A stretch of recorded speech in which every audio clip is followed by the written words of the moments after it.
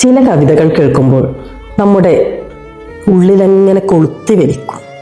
അത് വല്ലാതെ നമ്മളെ നോവിപ്പിക്കും. ഈയിടെ വായിച്ച അത്തരമൊരു കവിതയാണ് എസ് രാഹുലിൻ്റെ നേരം പരപരാന്ന് കറുക്കണ വൈകുന്നേരം എന്ന കവിത. അപ്പൻ കുത്തിന് പിടിക്കണ കഞ്ഞിക്കലം വേവാണ്ട് കിടപ്പുണ്ട്. എടി പുന്നാര മോളയെന്ന് തൊള്ളക്കീറി കാറണ അപ്പൻ്റെ ആട്ടു കേൾക്കാണ്ട് തള്ളയ്ക്ക് ഉറക്കമില്ല. പലപ്പോഴും പള്ളക്ക് കത്തി കയറ്റണോന്ന് വിചാരിച്ചതാ. അവിടെ ഒരു കല്ലുണ്ട്, അതാ നമ്മുടെ ദൈവമെന്ന് അപ്പൻ പറയാറുണ്ട്. പിന്നെയും കരുതും പോട്ടെ അപ്പനല്ലേന്ന്. അപ്പനൊന്ന് ചിരിക്കണ കാണാൻ. മൂട് കീറിയ നിക്കറും ഇട്ടുകൊണ്ട് പണ്ടൊക്കെ ഒത്തിരി ഓടിയിട്ടുണ്ട്. ചിരിക്കാറില്ല എന്ന് പിന്നെ മനസ്സിലായി. ഒരു ദിവസം അപ്പൻ ചന്തേന്ന് ഇറച്ചി 1 കിലോ, ഉള്ളി 1/2 കിലോ, മസാല 1, ചട്ടി 1 മേടിച്ച് പറ്റിലെഴുതി.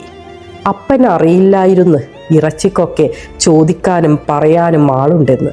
കവലേന്ന് വരണ വഴി കുറ്റിക്കാട്ടിലിട്ട് ചെറിയ കഷ്ണങ്ങളാക്കി വെട്ടി വൃത്തിയായി പൊതിഞ്ഞ് അവരപ്പനെ വീട്ടിലോട്ട് വിട്ടു. അപ്പനാന്നറിയാതെ അമ്മ അടുപ്പത്തിട്ട് നന്നായി വേവിച്ചു.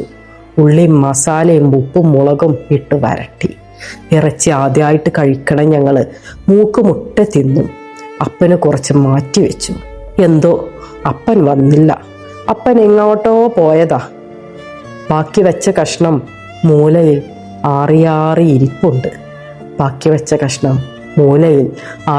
ഇരിപ്പുണ്ട്. എന്നും എക്കാലത്തും എല്ലാ നാട്ടിലും മറ്റുള്ളവർക്ക് വേണ്ടി ചാകാനും കൊല്ലാനും ഒരു പറ്റം ആളുകൾ ഉണ്ടാകും. മറ്റുള്ളവർക്ക് അതിൻ്റെ പേരിൽ ഒന്നും നഷ്ടപ്പെടാനില്ല. പക്ഷേ കാലം കണക്ക് ചോദിക്കുമ്പോൾ ഈ കവിതയിൽ പറഞ്ഞതുപോലെ ഇറച്ചിക്ക് പകരം ചോദിക്കാനും പറയാനും ഒക്കെ ആളുണ്ടാകും. അങ്ങനെ അങ്ങോട്ട് കൊടുത്തത് ഇങ്ങോട്ട് തിരിച്ചു മേടിച്ച് ജീവിതം അങ്ങനെ ഏതെങ്കിലും കുറ്റിക്കാട്ടിലോ വഴിയരികിലോ നഷ്ടപ്പെടും. അപ്പോഴും നഷ്ടം അവരുടെ കുടുംബത്തിന് മാത്രമായിരിക്കും ബാക്കിയാകുന്നത്.